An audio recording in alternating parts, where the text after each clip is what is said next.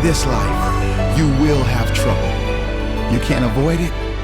You can't get around it. But you can live through it.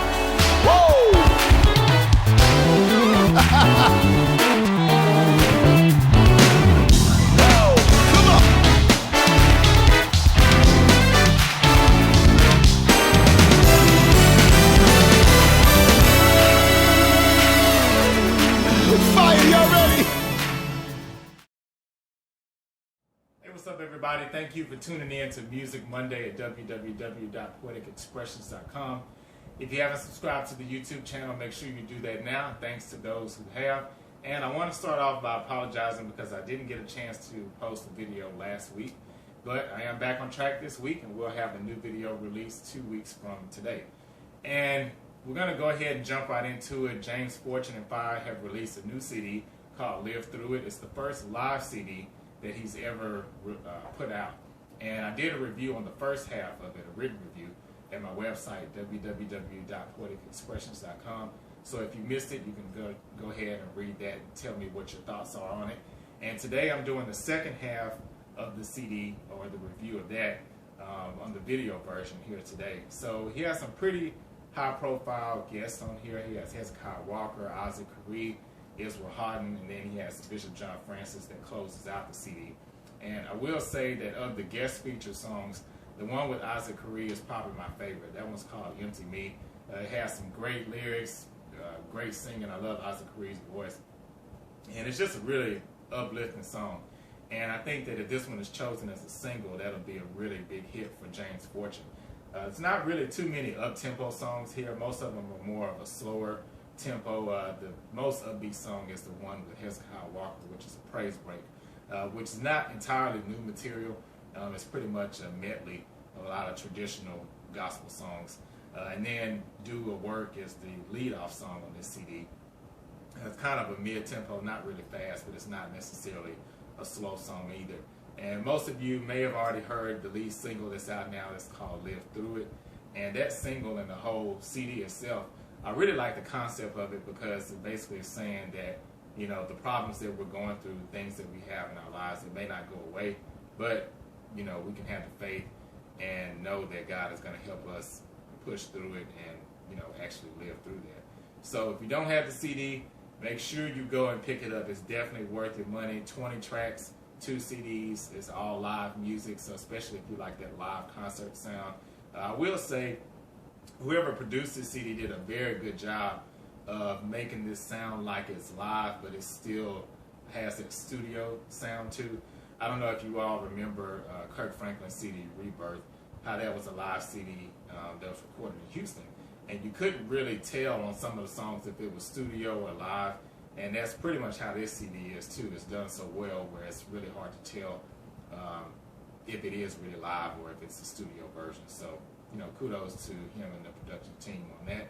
And we're going to switch gears a little bit here, talking about Rick Ross. Yes.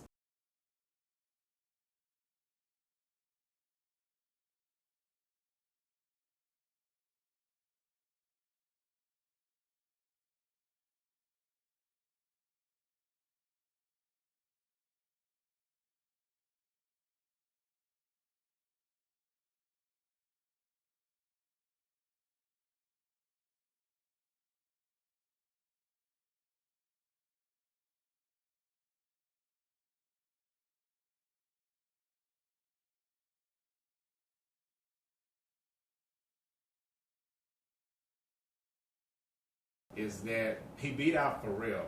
Pharrell came in at number 2. He sold, I think, about maybe 50,000 less than Rick Ross did. And I've heard all of Pharrell's CD. I also reviewed that one last week, so if you didn't get a chance to read it, make sure you check that out at my website. But Pharrell's CD, I mean, you just put it in and you just pretty much press play. And I would have thought that with all of the Oscar exposure he got with his nomination for Happy, which that song has now been number 1 for the past couple of weeks since the Oscars.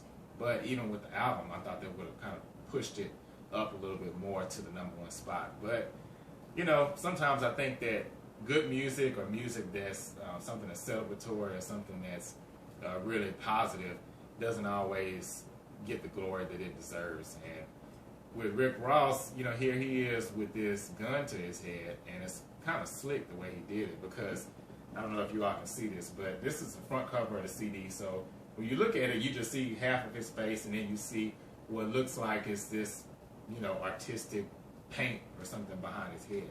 That's not really the case. It's actually blood. So when you open the CD, as you can see here, hopefully you all can see this, you see the gun, and then you see this bullet flying out of the gun, and he's pretty much killing himself on the cover of the CD. So crazy that, you know, that's what's being glorified in music today. So it's kind of sad that, you know, he got the #1 album, and, you know, maybe that helped. Maybe the CD cover, the controversy behind it could have helped him. I don't know. And I'm not knocking his skills, so before you Rick Ross fans try to come after me, listen to what I'm saying before you make your comments, because what I'm saying here is that putting the music aside, just those kind of images that are displayed, you know, it's one thing to sell sex and to sell profanity and all that kind of stuff, but when you're playing with the idea of taking your own life and you're putting that out there to the public for people to purchase, I think that's, yeah, that's a whole nother issue. But that's just my opinion. So curious to hear what you all's thoughts are on Rick Ross and also on Pharrell and their new CDs. And make sure you check out my review on Candace Glover. I'm sure you all know her. She's the American Idol winner for last season. Her new CD, Music Speaks, is out in stores now. So check out that review. And it's called Candace Glover and Idol Speaks. And also check out my thoughts on Lettucey's new CD. It's called The Truth. It was released last week. And the name of that blog is called Lettucey Reveals the Truth. So make sure you check that out. That one will be posted later on this afternoon. So thanks everyone for tuning in to Music Monday. And you all have a great day, great week. And I'll see you all in 2 weeks.